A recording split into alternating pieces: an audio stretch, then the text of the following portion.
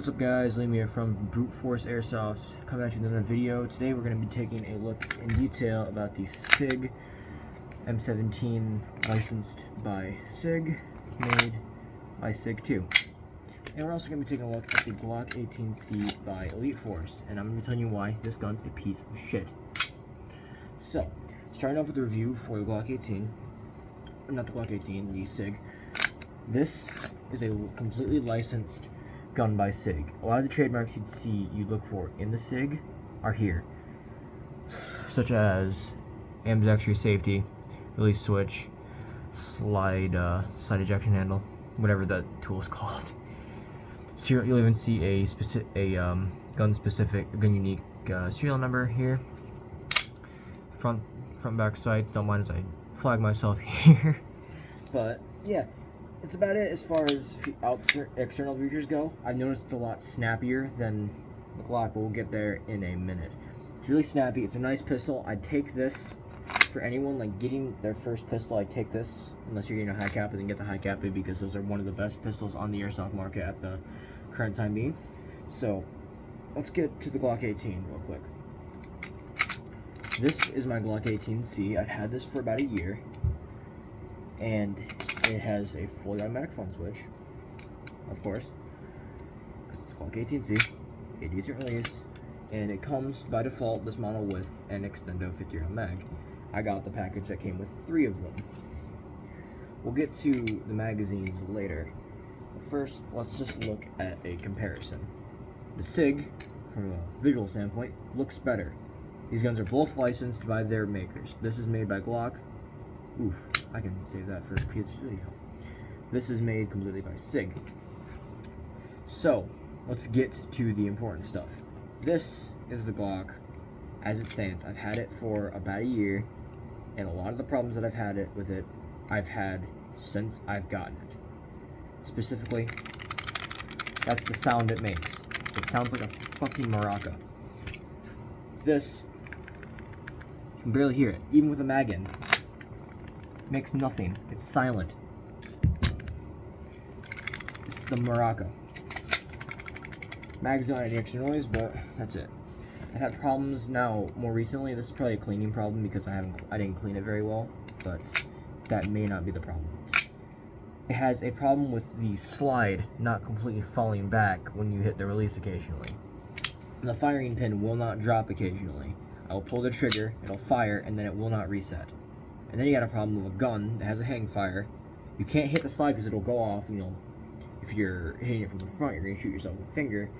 But if you take it off the target at all and you hit it, it's gonna fire a BB in any which way direction. So that's not very unsafe. Haven't had any problems with that like the SIG, but maybe that's because I just got it today. But that's besides the point. The Glock, the magazines, have feeding problems like no other. Sometimes they won't feed, sometimes they double feed, and that's really annoying when you double feed because then you get the chance of a triple feed, and then you jam your gun, and then you're down for 5 minutes, not 5 minutes, down for a minute at a high intense speedsoft game or a speed QB game or just a game in general, trying to unjam your Glock when you could be using it to take out guys that are coming up on your side. That might result in you getting shot. So, the mags are also, for the extendo mags, they're really bulky and hard to store. You need specific holsters for them because a normal size pistol holster like I have in my vest will not hold these. They're really, really easy to reload for beginners though. I've noticed that because you have less to hold on. You have more to hold on to. So they're good for practicing reloads. The gas mechanism on the Glock 18 mags really sucks. It will burn through gas really, really quickly. Especially on full auto, but that's just gas cooldown. Any gas gun will do that.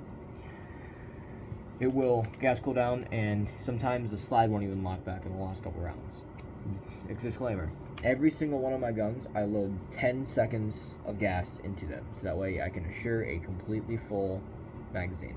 The SIG, I've shot plenty of times today. I've got around 500 rounds to it already. It is really snappy with the jumping. It hasn't had any malfunctions. It hasn't had any gas run out problems except for the last 2 shots, but still, it's never stopped the slide from looking like this when I drop the magazine. So, the Glock sometimes does not lock the slide. That's a problem.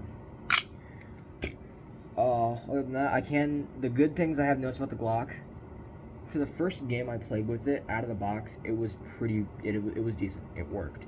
But after the first 3 games, after the third game I played with it, that's when it really started to go downhill. Another problem with the Glock that I have is there's no safety, except for this trigger safety, which is really easily disengaged and is not at all like the actual Glock safeties. It just snaps. Normally a real Glock would have this thing, and you knock it down before you fire. And then it resets. So that way you squeeze the trigger instead of just click it. So that way you have a good trigger pull and a good hold. This does not do that. It just disengages like nothing. And other than that, that's the only form of safety you have. And if you don't know about it, then you won't use it. You'll just think oh, this is a nice little cosmetic piece like the actual Glock has. No safety. This, since licensed by SIG, has a safety. Will not shoot. And I just wrapped the slide. Here's proof. So as for that, it's safer, I guess, in a conventional sense. Like, you have a kid around and you have a loaded SIG, which is stupid of you to not have a loaded SIG. You can always put the safety on and not worry about the kid shooting itself. Well, then again, they might disengage the safety, and then you have a problem. But keep it away from children, kids. But the Glock does not have that feature. If you have a kid around and it picks this up and it has a loaded magazine, it's going to shoot something if it pulls the trigger. There's no ifs, ands, or buts about that. But yeah, I've also noticed this does not shoot very hard at all. It averages at around 300 FPS, which is a par, I guess I've heard, for airsoft pistols, but that's not at all acceptable for me. I need something that shoots a little bit harder. Come the SIG. This shoots 410 chrono today. Not 410, holy shit. This shoots around 310, 320 FPS. Pretty good if you ask me. And again, snappier with the blowback. I'm gonna keep bringing that up a lot. But yeah, as for that, it's a lot, it's just, in my opinion, it's a better gun. This did not last long at all. Maybe that's my fault, and if it is, I'm sure some of you will yell at me in the comments. If you do, I thank you. But I'm definitely going to take care of this one because it's nicer. But overall, I'd rather have a SIG over a Glock. And if you're contemplating between buying a Glock 18, don't. Buy a Glock 19 or buy a SIG. That's all I have for this video. I'd like to thank you all for watching, coming in for the review. We've reached 20 subscribers, which is a lot higher than I thought I would get this early on, I guess. I expected to have slow growth. I haven't really jumped up 4 subscribers in about 3 days, which I thank you all for all the continued support, and I will catch you all in the next video. Goodbye!